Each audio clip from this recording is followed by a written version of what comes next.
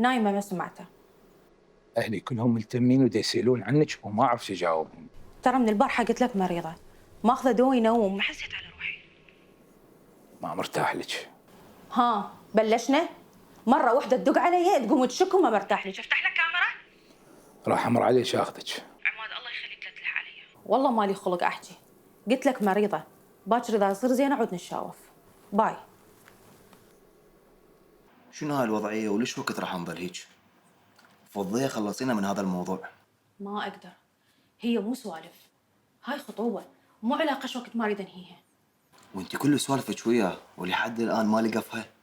هو دا احس الاقفه بس هو مغلس. مرات هيك من اقعد افكر ويا نفسي احس روحي دا العب عليه. اقول لك اني نذله مو؟ لا حبيبي نزلة شنو؟ شو هالحكي؟ ما ادري والله، ما ادري شلون دا افكر اني هاي الفترة.